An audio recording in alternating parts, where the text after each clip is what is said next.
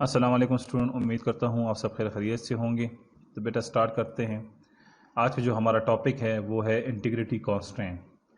तो आज इस पूरे जो हमारा लेक्चर होगा इसमें हम इंटीग्रिटी कॉन्स्ट्रेंट को पढ़ेंगे, समझने की कोशिश करेंगे और साथ में जो इसके टाइप्स है उसे एग्जाम्पल के थ्रू समझने की कोशिश करेंगे। तो बेटा स्टार्ट करते हैं। Integrity constraint. इंटीग्रिटी कांस्टेंट और a set of rules. Integrity constant क्या है बेटा? सेट ऑफ रूल्स है आपके पास। It is used to maintain the quality of information. इसे हम इस्तेमाल करते हैं कि हम मेंटेन करें किसको जी? क्वालिटी ऑफ इंफॉर्मेशन को। मतलब अगर हम इंटीग्रिटी की बात कर रहे हैं ना बेटा, तो इंटीग्रिटी आपके पास एक्यूरेसी, कंसिस्टेंसी, मतलब आपका डेटा जो है वो एक्यूरेट होना चाहिए, कंसिस्टेंट होना चाहिए। मेन चीज़ यही होती है आपके पास इंटीग्रिटी में। यानी हम किसी भी टाइप की प्रोसेसिंग करें ना डेटा के ऊपर, हम इंसर्शन करें, हम अपडेशन करें, हम डिलीशन करें, कोई भी करें, मगर उससे जो आपके डेटा की जो इंटीग्रिटी है वो मुतासर ना हो, मतलब आपका डेटा इफेक्ट ना हो उससे। तो बेसिकली ये इंटीग्रिटी कांस्टेंट इसी के लिए होते हैं। इसमें हम इंटीग्रिटी कांस्टेंट पढ़ेंगे, डोमेन इंटीग्रिटी कांस्टेंट पढ़ेंगे, रेफरेंशियल इंटीग्रिटी कांस्टेंट पढ़ेंगे। तो उसमें क्या है आपके पास जो आपने एक मतलब जब आप कोई कांस्टेंट लगाते हैं, लेट सपोज आपने एक वेरिएबल को वॉरचार दे दिया, तो उसमें क्या स्टोर होगा? उसमें वेरिएबल एक कैरेक्टर स्टोर हो सकता है, कोई दूसरा स्टोर हो सकता है नहीं, ये कांस्टेंट हो गया आपके पास। आपने डेट को डेट एंड टाइम वाला डेटा टाइप दे दिया, तो उसमें डेट एंड टाइम स्टोर होगा। अगर आपने आईडी को इंटीजर दे दिया तो उसमें इंटीजर ही स्टोर होगा। ठीक है ना बेटा? अगर आपने किसी करेंसी है उसके लिए करेंसी डेटा टाइप या नंबर डेटा टाइप या जो भी आप उसके लिए सेलेक्ट करते हैं, तो उसमें वही फॉर्मेट वाला डेटा क्या होगा? स्टोर होगा। तो इंटीग्रिटी का बेसिक ये है ना बेटा कि आपका डेटा एक्यूरेट रहे, आपका डेटा कंसिस्टेंट रहे। हम उसके ऊपर जितनी भी प्रोसेसिंग करें, इंसर्शन करें, अपडेशन करें, डिलीशन करें, मगर जो डेटा है वो क्या हो? आपके पास एक्यूरेट हो, उसकी सलामियत बरकरार हो, वो ठीक हो, एक्यूरेट हो, कंसिस्टेंट हो, वो इन प्रोसेसेस से उस पर इफेक्ट नहीं पड़ना चाहिए। बात समझ आ रही है ना बेटा? उससे वो मुतासर नहीं होना चाहिए। ठीक है? तो इसलिए यहां पे ये कह रहा है कि इंटीग्रिटी कांस्टेंट जो है वो आपके पास रूल्स है, सेट ऑफ रूल्स है। It is use to maintain the quality information. और क्या क्या किस लिए हम इस्तेमाल करते हैं? क्योंकि हम मेंटेन करें क्वालिटी इंफॉर्मेशन को, डेटा को। ठीक है ना?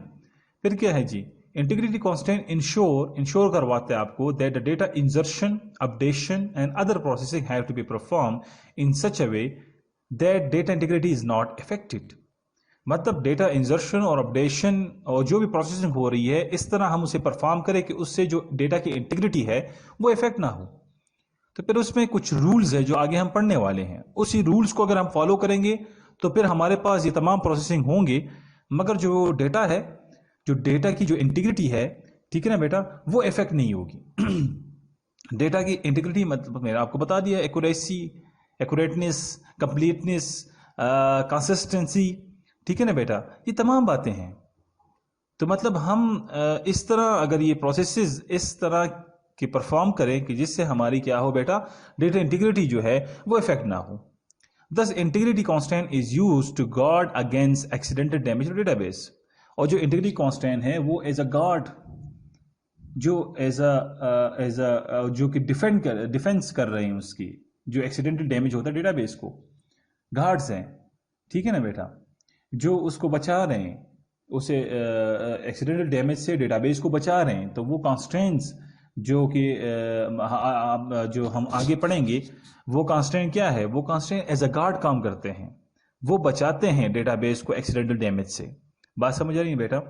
तो फिर बताता जाओ कि जो इंटीग्रिटी कांस्टेंट है वो आपके पास क्या है बेटा? सेट ऑफ रूल्स है जिसके थ्रू आप मेंटेन करते हैं क्वालिटी ऑफ इंफॉर्मेशन को। और इंटीग्रिटी का मैंने आपको बता दिया भाई, एक्यूरेटनेस या accurate, completeness, consistency.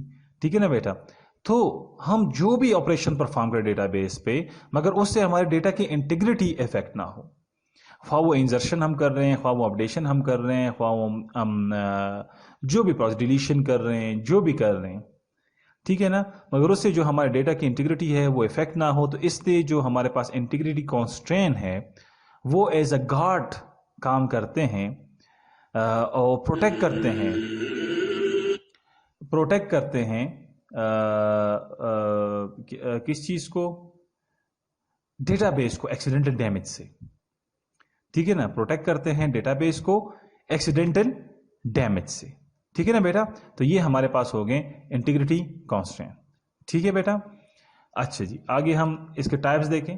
Types of integrity constraints अगर आप देखें तो पहला है इंटीग्रिटी कॉन्स्ट्रेंट। अच्छा बेटा, तो यहां पे अगर देखें तो इंटीग्रिटी कॉन्स्ट्रेंट के जो टाइप्स है वो है डोमेन कॉन्स्ट्रेंट, फिर आपके पास है एंटिटी इंटीग्रिटी कॉन्स्ट्रेंट, फिर आपके पास है रेफरेंशियल इंटीग्रिटी कॉन्स्ट्रेंट, और फिर है आपके पास की कॉन्स्ट्रेंट। तो इनके टाइप्स को वन बाय वन डिस्कस करते हैं। डोमेन कॉन्स्ट्रेंट में क्या होता है, एंटिटी इंटीग्रिटी कॉन्स्ट्रेंट में क्या होता है, रेफरेंशियल इंटीग्रिटी कॉन्स्ट्रेंट में क्या होता है, और की कॉन्स्ट्रेंट में क्या होता है, इसे डिस्कस करते हैं। मगर बात वही है बेटा, ये वो टाइप है जो कि एज अ गार्ड काम करते हैं, जो क्या करते हैं बेटा, डेटाबेस को एक्सीडेंटल डैमेज से बचाते हैं, ठीक है ना बेटा। ये इसके टाइप्स है जो कि हमने पहले डिस्कस किया, ठीक है बेटा। पहला है डोमेन कॉन्स्ट्रेंट। अब डोमेन कॉन्स्ट्रेंट में क्या बात होती है, जिस तरह आपने पढ़ा होगा स्टूडेंट के डोमेन में क्या होता है बेटा, स्टूडेंट्स ही होते हैं। टीचर के डोमेन अगर हम बात करें तो उसमें टीचर्स ही होते हैं। इंटीजर ए जब हम डिक्लेयर करते हैं तो उसमें उसके डोमेन में क्या आएगा, तमाम इंटीजर वैल्यूज आएगी। अगर हम फ्लोट बी को एज अ फ्लोट डिक्लेयर करते हैं तो बी का जो डोमेन होगा उसमें क्या आएगा, क्योंकि वो डिक्लेयर एज अ फ्लोट हुआ है तो उसमें तमाम फ्लोट वैल्यूज आएंगी। अगर हम उसे डबल एक वेरिएबल को डिक्लेयर करते हैं तो उस वेरिएबल के डोमेन में क्या आएगा, डबल वैल्यूज तमाम आएगी, ठीक है ना बेटा। इस तरह अगर हम किसी वेरिएबल को एज अ कैरेक्टर डिक्लेयर करते हैं तो उसके डोमेन में क्या आएगा, कैरेक्टर्स आएंगे तमाम, ठीक है बेटा। ये हमारे पास होता है डोमेन, ठीक है, बात समझ आई ना बेटा। तो टीचर, जिस तरह आप टीचर के डोमेन की बात करेंगे तो टीचर्स के डोमेन में तमाम टीचर्स के नाम होंगे, ठीक है बेटा। तो इन डोमेन बेसिकली इस चीज को कहते हैं। तो डोमेन कांस्टेंट से मुराद क्या है, domain constant can be defined as the definition of valid set of value, can be as the definition of क्या है जी, valid set of value for an attribute, valid set of value for an attribute. मतलब बात वही हो गई कि जब आप किसी भी वेरिएबल को, ठीक है बेटा, डिक्लेयर करते हैं इंटीजर या फ्लोट या किसी भी फील्ड के नाम को, जिस तरह हमारे पास नेम है, रोल नंबर है। अगर नेम का जो डेटा टाइप हमने वॉरचर रखा तो उसके डोमेन में क्या आएगा बेटा, वेरिएबल कैरेक्टर्स ही आने वाले हैं, ठीक है। और जिस तरह अगर मैं आईडी का इंटीजर रखता हूं तो जो आईडी वेरिएबल है मेरे पास, जो फील्ड का नाम है, तो वो क्या होगा, उसके डोमेन में आपके पास इंटीजर वैल्यूज आएगी। तो इसलिए यहां पे बात हो रही है valid set of value for an attribute, ठीक है बेटा। तो जो डेटा टाइप ऑफ डोमेन है इंक्लूड स्ट्रिंग, डेटा टाइप जो डोमेन के हैं उसमें स्ट्रिंग है, कैरेक्टर है, इंटीजर है, टाइम है, डेट है, करेंसी है, और the value of the attribute must be available in the corresponding. जो वैल्यू ऑफ एट्रीब्यूट है वो इस कोरस्पॉन्डिंग डोमेन में होनी चाहिए। तो पहली बात क्या है कि भाई जो डोमेन के डेटा टाइप सब आपके पास स्ट्रिंग है तो स्ट्रिंग के डोमेन में स्ट्रिंग के ही वैल्यूज आएंगी। कैरेक्टर है तो उसमें कैरेक्टर, जब आप किसी वेरिएबल को एज अ कैरेक्टर डिक्लेयर करते हैं तो उसके डोमेन में कैरेक्टर्स ही आने वाले हैं। अगर आप किसी वेरिएबल को एज ए इंटीजर डिक्लेयर करते हैं तो उसमें इंटीजर वैल्यूज अब आपने नहीं करना इन ए, तो आप क्या करेंगे, in A is equal to 10, A is equal to 20, C in A. तो उसमें हम फ्लोट वैल्यू तो नहीं डाल सकते, वो तो फिर एरर जनरेट होगा, उसमें तो हम इंटीजर वैल्यू डालेंगे। इसी तरह डेट, तो उसमें डेट ही आएगा, करेंसी में करेंसी ही आएगी, ठीक है ना बेटा। तो ये डोमेन है। तो पहला कांस्टेंट क्या है कि भाई जिस को जो सा डेटा टाइप आप डिक्लेयर करेंगे उसी डेटा टाइप में, जो उस डेटा टाइप का डोमेन है उसी की वैल्यूज आएगी उसमें। अगर आपके पास एक डेटा टाइप इंटीजर है तो उसमें वैल्यू इंटीजर्स ही आएंगी। अगर आपके पास एक डेटा टाइप कैरेक्टर है तो उसमें वैल्यू कैरेक्टर ही आएगी। अगर आपके पास एक डेटा टाइप टाइम है तो उसमें टाइम आएगा। अगर आपके पास डेटा टाइप डेट है तो बेटा उसमें डेट आएगा। अगर आपके पास डेटा टाइप जो करेंसी है तो उसमें आपके पास क्या आएगी बेटा, करेंसी आएगी। बात समझ रहे हैं ना बेटा। तो ये होती है डोमेन, ठीक है। अब इसकी एग्जांपल अगर आप देखें तो यहां पे अगर आप देखें तो आईडी का जो डेटा टाइप है वो इंटीजर है, नेम का वॉरचर होगा, सेमेस्टर का वॉरचर है, एज का फिर हमने इंटीजर रखा हुआ है। मगर यहां अगर आप इस टेबल में देखें तो इस कांस्टेंट को वायलेट किया जा रहा है जिसमें हमने ए को पुट किया है। हालांकि ए तो इंटीजर में आ ही नहीं सकता, अगर नेम में आप करते तो तब भी ठीक था, मगर क्योंकि नाम में तो नहीं है, ये तो आपने एज में लिखा हुआ है, तो एज तो आपके पास क्या है बेटा, इंटीजर है। तो यहां पे क्या हुआ, not allow, because age is an integer attribute. ये आपके पास ए यहां पे अलाउड ही नहीं है, एरर होगा आपके पास, क्योंकि एज क्या है, वो आपके पास जो उसकी जो एट्रीब्यूट है, उसका जो डेटा टाइप है, वो आपके पास क्या है जी, इंटीजर है। तो उसका अगर वो डेटा टाइप इंटीजर हो गया तो उसके डोमेन में, एज के डोमेन में कौन सी वैल्यू आएगी, इंटीजर्स वैल्यू आएगी, ना कि आपके पास अल्फाबेटिक। ठीक है बेटा, करेक्टर्स नहीं आ सकते आपके पास।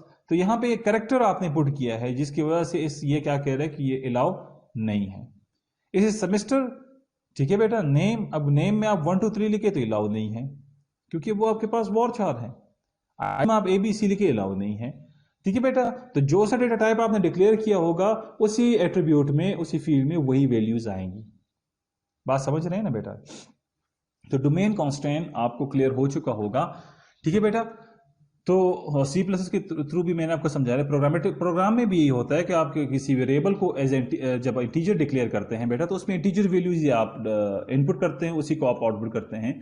और जब आप कोई कैरेक्टर वेरिएबल को कैरेक्टर डिक्लेयर करते हैं, तो उसमें वही कैरेक्टर आप इनपुट करते हैं, उसी को आप आउटपुट करते हैं। इसी तरह आप स्ट्रिंग करते हैं तो स्ट्रिंग इनपुट ही करते हैं, स्ट्रिंग को आउटपुट ही करते हैं। ठीक है ना बेटा?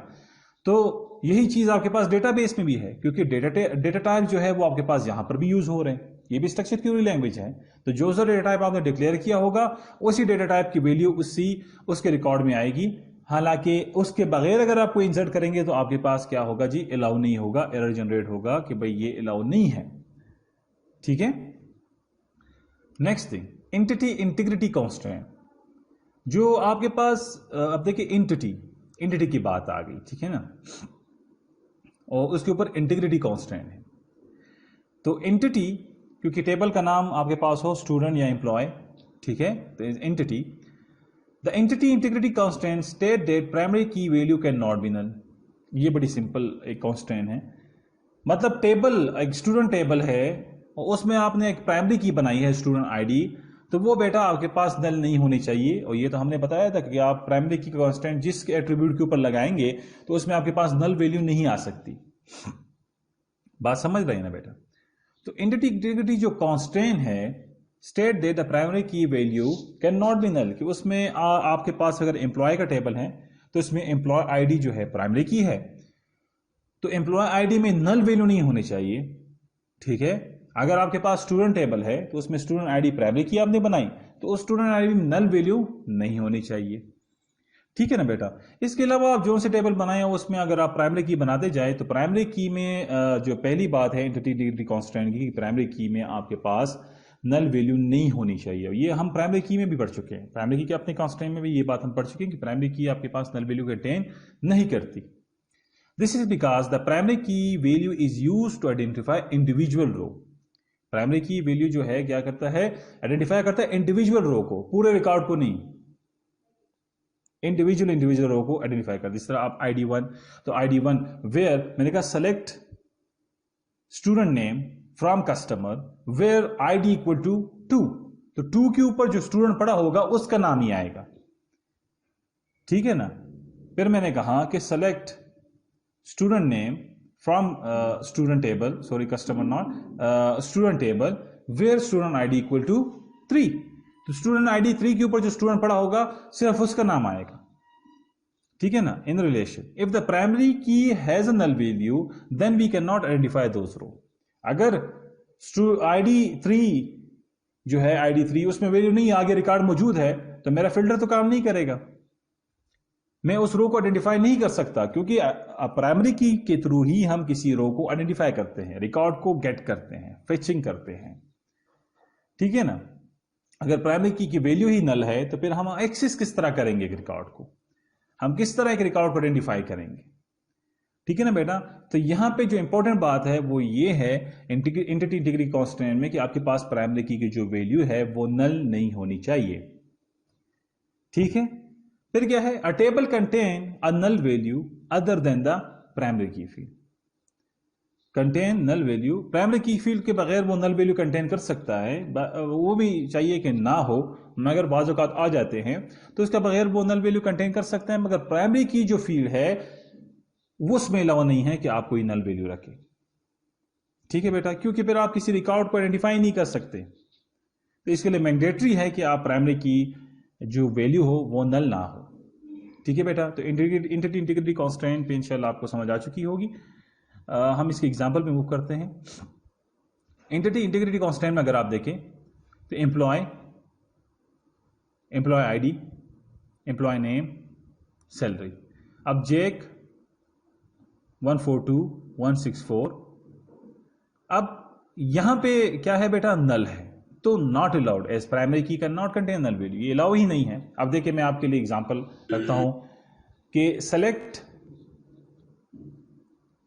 Employ name salary from employee where ID equal to 1 2 3, तो कौन आएगा, जेक आएगा। Select employee name salary from employee where ID equal to 142, कौन आएगा, हैरी आएगा। Select employee name salary where ID equal to 164, कौन आएगा, जॉन आएगा। ठीक है, select employee name salary from employee table where ID है ही नहीं, तो मैं किस तरह इसे आइडेंटिफाई कर सकता हूं, जैक्सन को नहीं कर सकता ना बेटा, क्योंकि मेरा सर्च जो चल रहा है वो एम्प्लॉय आईडी के ऊपर चल रहा है, मैं डेटा उठा रहा हूं with the help of ID. तो आईडी नहीं है तो मैं आगे इसका नाम वगैरह किस तरह एक्सेस करूंगा, कि जैक्सन के रिकॉर्ड को एक्सेस करना मेरे लिए मुश्किल हो जाएगा, मैं आइडेंटिफाई नहीं कर सकता। ठीक है ना बेटा, तो ये सिचुएशन यहां पे आपको हो सकती है आपके पास, तो इसलिए आपके पास प्राइमरी की जो वैल्यू है उसे नल नहीं होना चाहिए।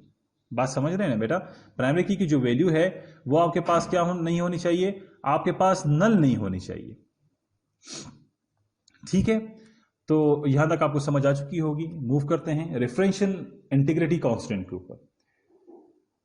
जो रेफरेंशियल इंटीग्रिटी कांस्टेंट है specify between two table, specify between दो टेबल्स के। यहां पे बात यही हुई कि प्राइमरी की और फॉरेन की बात हो रही है आपके पास, यानी ये कांस्टेंट रेफरेंस से निकला हुआ है, रेफरेंशियल इंटीग्रिटी कांस्टेंट। प्राइमरी की आपको, प्राइमरी की जब आप दूसरे टेबल में यूज करते हैं तो वो फॉरेन की हो जाती है आपके पास।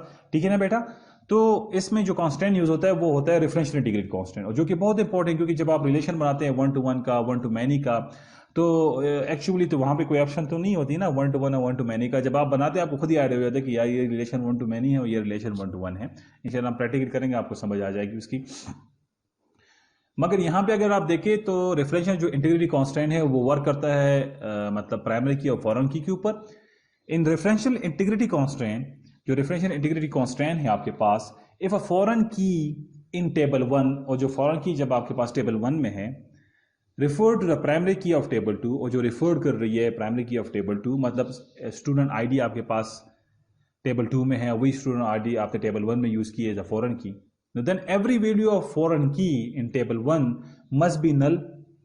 जो तमाम वैल्यूज है फॉरेन की टेबल 1 में, या तो वो नल होगी और बी अवेलेबल इन टेबल 2, और या वो टेबल 2 में अवेलेबल होगी। ये बड़ी इंपॉर्टेंट बात है, इसे क्लियर करते हैं बाय रूल्स, कि यहां पे जितनी भी वैल्यूज है फॉरेन की के टेबल 1 में, या तो वो नल होगी, और या अगर उसमें जो वैल्यूज है उसे अवेलेबल होना चाहिए टेबल 2 में। ठीक है ना, इसका क्या मतलब ये आपको समझाऊंगा आगे एग्जांपल्स के थ्रू। ठीक है बेटा, तो बात समझ आई कि इसने क्या बात की कि जो एवरी वैल्यू ऑफ फॉरेन की है टेबल 1 में, या तो उसे नल होना चाहिए या उसे अवेलेबल होना चाहिए टेबल 2 में। ठीक है जी, टेबल 2 में क्यों अवेलेबल होना चाहिए, क्योंकि वो तो प्राइमरी की वाला टेबल है। ठीक है ना, वो कौन सा टेबल है, प्राइमरी की वाला टेबल है, तो या तो उसमें अवेलेबल होना चाहिए या इसमें फॉरेन की में टेबल 1 में नल होना चाहिए। ठीक है बेटा, अच्छा जी, अब आ जाएं रूल्स के ऊपर। द रूल्स आर, पहला रूल देखे, you can not delete a record from a primary table if matching record exist in related table. बड़ी इंपॉर्टेंट बात, क्योंकि प्राइमरी टेबल आपके पास पेरेंट टेबल होता है, और जो फॉरेन की वाला टेबल होता है वो आपके पास चाइल्ड टेबल होता है। तो आप रिकॉर्ड को डिलीट नहीं कर सकते प्राइमरी टेबल से जिसमें प्राइमरी की है, जब तक उसका मैचिंग रिकॉर्ड मौजूद हो फॉरेन की के टेबल में। रिलेटेड टेबल मतलब फॉरेन की के टेबल में अगर उसके रिलेटेड रिकॉर्ड्स पड़ा हुआ है तो आप उसे डिलीट नहीं कर सकते। दूसरी बात, you can not change a primary key value in a primary table. आप चेंज नहीं कर सकते प्राइमरी की वैल्यू को प्राइमरी टेबल में if that record has related record, जब उसका रिकॉर्ड मौजूद हो फॉरेन की के टेबल में। ठीक है ना, क्योंकि प्राइमरी की जो जहां पे आप जिस टेबल में लगाई हुई है उसके रिलेटेड रिकॉर्ड्स तो आपके पास फॉरेन की के टेबल में पड़ा होता है, मतलब टेबल वन जो फॉरेन की का टेबल है उसमें पड़ा होता है। तो आप इस तरह अगर यहाँ पे प्राइमरी की को चेंज करते हैं तो फिर आपके पास एक आपने ब्लंडर कर दिया, यहाँ पे तो पूरी चीज आपने चेंज कर दी, ठीक है ना। तो आप चेंज नहीं कर सकते प्राइमरी की वैल्यू को इन प्राइमरी टेबल में जब तक उसका रिलेटेड रिकॉर्ड पड़ा हो फॉरेन की के टेबल में। You can not enter a value in a foreign key field, आप कैन नॉट एंटर नहीं कर सकते वैल्यू फॉरेन की फील्ड में of the related table that does not exist in the primary key of the primary table. यानी आप कोई ऐसी value insert नहीं कर सकते प्राइमरी फॉरेन की टेबल में जब वो मौजूद ही ना हो प्राइमरी की के टेबल में। मतलब आईडी के रिलेटेड आपने रिकॉर्ड स्टोर किया हुआ है ना फॉरेन की में, फॉरेन की के टेबल में। अब आपके पास लेट सपोज आपने एक आईडी ली 10 जो कि आपके पास प्राइमरी की के टेबल में है ही नहीं, तो आप उसके रिलेटेड रिकॉर्ड स्टोर ही नहीं कर सकते। However, you can enter a null value in a foreign key, आप null value foreign key में इंसर्ट कर सकते हैं, स्पेसिफाई दैट रिकॉर्ड अनरिलेटेड, और आपके पास स्पेसिफाई कर ये रिकॉर्ड आपके पास अनरिलेटेड है, ठीक है जी। मतलब ये एक ऑप्शन दे दिया गया आपको यहाँ पे। तीन जो पहले वाले बड़े इंपॉर्टेंट है। फिर देखें, you can not delete a record from a primary table, आप रिकॉर्ड डिलीट नहीं कर सकते प्राइमरी टेबल से। तो प्राइमरी टेबल से मुराद प्राइमरी की वाला टेबल है, पेरेंट टेबल है। If matching record exist in related table, जब उसका मैचिंग रिकॉर्ड मौजूद हो एग्जिस्टिंग रिलेटेड टेबल में, मतलब फॉरेन की के टेबल में। You can not change a primary key value in the primary table, primary key value आप चेंज नहीं कर सकते प्राइमरी टेबल में। If that record has related record, और क्योंकि उस रिकॉर्ड का रिलेटेड रिकॉर्ड पड़ा होता है आपके पास फॉरेन की के टेबल में, जब उसका रिलेटेड रिकॉर्ड पड़ा हुआ है तो यहां पे आप उसको चेंज नहीं कर सकते। You can not enter a value in the foreign key field, आप एंटर नहीं कर सकते फॉरेन की फील्ड में value of the related table that did not exist in the primary key of the primary table, जब तक वो primary की के टेबल में मौजूद ना हो, ठीक है बेटा। तो ये रूल्स हो गए इसके। अब आ जाते टेबल के ऊपर। अब यहां पे देखिए बेटा, ये है हमारे पास प्राइमरी टेबल जिसे हम कहते हैं प्राइमरी की या पेरेंट टेबल। तो इसमें अगर आप देखें डिपार्टमेंट नंबर या जो डिपार्टमेंट नंबर जो है 11, 24 एंड 13, और जो इसकी लोकेशन है मुंबई है, दिल्ली है, नोदिया है, ये इसकी लोकेशन है, ठीक है बेटा। अगर आप यहां पे अगर आप देखें तो यहां पे पहली बात 11, 24 एंड 13 ये प्राइमरी की पड़े हुए हैं आपके पास, ये इसका रिकॉर्ड है, ठीक है बेटा। अब जो दूसरा टेबल है हमारे पास वो है employee name, sorry employee number, ये नंबर है 1 2 3 4, उनका नाम, उनका एज और डी नंबर। तो ये डी नंबर क्योंकि यहां पे प्राइमरी की था तो यहां पे एज अ फॉरेन की काम कर रहे हैं, ठीक है जी, ठीक है। अच्छा, और रिलेशन मेरे ख्याल से 1 to 1 है क्योंकि 11 एक है, 24 2 है, 13 तीसरा है, 1 to 1 रिलेशन है।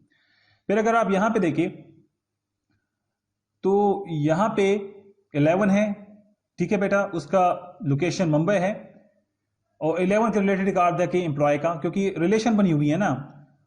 तो एम्प्लॉय नंबर 1 है, नाम उसका जेक है, एज उसकी 20 है, मगर वो किस लोकेशन से बिलोंग कर रहे हैं, मुंबई से बिलोंग कर रहे हैं। फिर देखिए बेटा दो टेबल आपस में रिलेटेड हो रहे हैं, रिलेशन बनी हुई है। फिर क्या है, 24 है, तो 24 हैरी है, एज उसकी 40 है, लोकेशन उसकी दिल्ली है। फिर डिपार्टमेंट 13 की अगर हम बात करें तो क्या है मौजूद है यहाँ पे, क्या है जी, नेम डेवल है, एज 38 है, नोदिया उसकी लोकेशन है, ठीक है। फिर यहां पे आ जाए तो एक और चीज मौजूद है जो कि क्या है 18, तो 18 पे जॉन पड़ा है 27, मगर 18 के उसके रिलेटेड रिकॉर्ड पेरेंट के टेबल में पड़ा हुआ नहीं, तो not allowed. Department number 18 is not defined as a primary key of table 2 in table 1। Department number is a foreign key define. तो ये प्राइमरी की इज अ फॉरेन की यहां पे डिफाइन हुई है, मगर क्योंकि आपने यहां पे वैल्यू ली है, क्योंकि यहां पे तो है मगर इसका यहां पे मौजूद नहीं है, प्राइमरी टेबल में मौजूद नहीं है ये नंबर, तो इसलिए आपके पास क्या है बेटा, ये अलाउ नहीं है। ये आपने क्या किया, मिस्टेक किया है। तो you can not delete record from primary table if matching record exist in related table. उससे पहले क्या था, then every value of foreign key in table 1 must be null और बी अवेलेबल इन टेबल 2। ये अगर आप नल करें तब भी ठीक है, अगर आप नल नहीं करते तो ये तमाम वैल्यूज, ये तमाम डिपार्टमेंट नंबर्स अवेलेबल होने चाहिए प्राइमरी की में। अगर अवेलेबल नहीं है तो आपने मिस्टेक की है, यहाँ पे एरर होगा। बात समझिए, या तो पूरा नल करें, अगर नल नहीं है, ये ऐसे बता रहा हूं तो अकॉर्डिंग टू डिफिनीशन जो हमने पढ़ी है, अगर आप पूरा नल नहीं करते तो फिर ये जो डिपार्टमेंट नंबर्स है ये पूरे के पूरे अवेलेबल होने चाहिए आपके पास प्राइमरी की में। ठीक है बेटा, तो इसी तरह you can not delete record from a primary table if matching record exist in related table. यानी यहां पे अगर आप देखें, अगर मैं 11 को डिलीट करता हूं तो उसका रिलेटेड रिकॉर्ड यहां पे पड़ा हुआ है, तो मैं डायरेक्टली इसे डिलीट नहीं कर सकता। बात समझिए, पहला रूल आपको समझा दिया। देखिए ना, you can not delete record from primary table if matching record exist in related table. तो अगर आप देखें ना, 11 अगर यहां पे मैं डिलीट करता हूं तो उसका रिलेटेड रिकॉर्ड यहां पे मौजूद है। 24 अगर मैं डिलीट करता हूं तो उसका रिलेटेड रिकॉर्ड यहां पे मौजूद है। 13 अगर मैं डिलीट करता हूं तो 13 का रिलेटेड रिकॉर्ड यहां पे मौजूद है। तो हम इसे डायरेक्टली डिलीट नहीं कर सकते। You can not change a primary key value in a primary table if that record has related record. अब देखिए यहां पे प्राइमरी की क्या है, 11 है। अगर इसे मैं चेंज करूं, मैं इसे क्या करूं, 16 करूं, तो इसका तो रिलेटेड रिकॉर्ड यहां पे मौजूद है। तो यहां पे क्या हो जाएगा, आपके पास एरर जनरेट हो जाएगा, वही वाली बात होगी, अलाउ नहीं होगा। तो यहां पे आप प्राइमरी की वैल्यू को चेंज नहीं कर सकते, क्योंकि इसका रिलेटेड रिकॉर्ड आपके पास फॉरेन की टेबल में पड़ा हुआ है, चाइल्ड में पड़ा हुआ है। अगर आप यहां पे चेंज करेंगे तो ये चेंज डिफरेंटली इफेक्ट करेगा इसे। ठीक है, दूसरा रूल भी आपको क्लियर हो गया। You can not enter a value in the foreign key field of the related table that does not exist in the primary key of the primary table. बड़ी इंपॉर्टेंट बात कि यार, अगर आप प्राइमरी की में फॉरेन की में तब तक आप कोई रिकॉर्ड एंटर नहीं कर सकते जब तक वो रिकॉर्ड आपके पास मौजूद ना हो प्राइमरी की में। तो यहां पे मैंने 18 को इंसर्ट किया हुआ है जो कि मौजूद नहीं है आपके पास प्राइमरी की के टेबल में, तो इसलिए ये क्या हुआ, नॉट अलाउड हुआ आपके पास, क्योंकि आपने इसे डिफाइन ही नहीं किया प्राइमरी की के टेबल में। तो रूल्स आपको समझ आइए, 3 बड़े इंपॉर्टेंट रूल्स थे बेटा रेफरेंशियल इंटीग्रिटी कांस्टेंट के, जो कि मैंने आपको समझा दिए, और उम्मीद करता हूं कि आपको ये चीज समझ आ चुकी होगी। ये बड़ी इंपॉर्टेंट है पेपर पॉइंट ऑफ व्यू से भी और डेटाबेस पॉइंट ऑफ व्यू से भी। जब आप डेटाबेस बनाते हैं तो इन चीज़ों का आपने ध्यान रखना है। अब देखिए, मैंने बताया कि ये टेबल में जो रिलेशन है 1 to 1 है, क्योंकि 11 के रिलेटेड रिकॉर्ड 11 एक पड़ा हुआ है, 24 के रिलेटेड रिकॉर्ड एक रिकॉर्ड पड़ा हुआ है, 13 के रिलेटेड रिकॉर्ड आपके पास एक ही है, तो इसलिए ये रिलेशन 1 to 1 हो गया। अगर ये आपके पास 11 के मल्टीपल रिकॉर्ड्स पड़े होते हैं, 24 के मल्टीपल रिकॉर्ड्स पड़े होते हैं, 13 के मल्टीपल रिकॉर्ड्स पड़े होते, तो आपके पास रिलेशनशिप क्या होती, 1 to many होती। ठीक है ना बेटा, तो एक्चुअली इसके लिए कोई ऑप्शन अवेलेबल नहीं होता, जिस तरह सीक्वल सर्वर में आप राइट क्लिक करें और 1 to 1 क्रिएट करें, या आप राइट क्लिक करें 1 to many क्रिएट करें, ये आपको खुद ही अंदाजा होता है। ठीक है ना बेटा, तो ये आपके पास पूरे रूल्स थे जो कि मैंने आपको समझा दिए रेफरेंशियल इंटीग्रिटी कांस्टेंट के, और 3 कांस्टेंट्स हमने पढ़े। पहला डोमेन कांस्टेंट था, दूसरा एंटिटी इंटीग्रिटी कांस्टेंट था, और तीसरा रेफरेंशियल इंटीग्रिटी। डोमेन कांस्टेंट में मैंने बताया कि जो डेटा टाइप आप सेलेक्ट करेंगे, मतलब जो डेटा है तो उसके डोमेन में वही डेटा होना चाहिए, इंटीजर के इंटीजर डेटा होना चाहिए, वॉरचार में वॉरचार का होना चाहिए, कैरेक्टर में कैरेक्टर्स आने चाहिए, स्ट्रिंग में स्ट्रिंग्स आने चाहिए। एंटिटी इंटीग्रिटी कांस्टेंट में हमने बात की कि जो प्राइमरी की के जो फील्ड है उसमें नल वैल्यू नहीं होना चाहिए। रेफरेंशियल इंटीग्रिटी में हमने रूल्स पढ़े प्राइमरी की और फॉरेन की के बारे में, और ये बड़ा इंपॉर्टेंट है। रेफरेंशियल इंटीग्रिटी कांस्टेंट जो है बहुत इंपॉर्टेंट है और बहुत ज़्यादा यूज़ होता है। ठीक है बेटा, क्योंकि हम जब भी डेटाबेस बनाते हैं उसमें रिलेशनशिप्स होती है, और उसमें आपके पास जो कांस्टेंट यूज़ होता है वो आपके पास रेफरेंशियल इंटीग्रिटी कांस्टेंट होता है। तो उम्मीद करता हूँ बेटा आपको यहाँ तक समझ आ चुकी होगी। फिर भी अगर आपकी कोई क्यूरीज वगैरह है तो आप मुझे व्हाट्सएप के ऊपर पूछ सकते हैं, आप मुझे कॉल कर सकते हैं टाइम लेकर। ठीक है बेटा, तो थैंक यू, आज के लिए इतना काफ़ी है।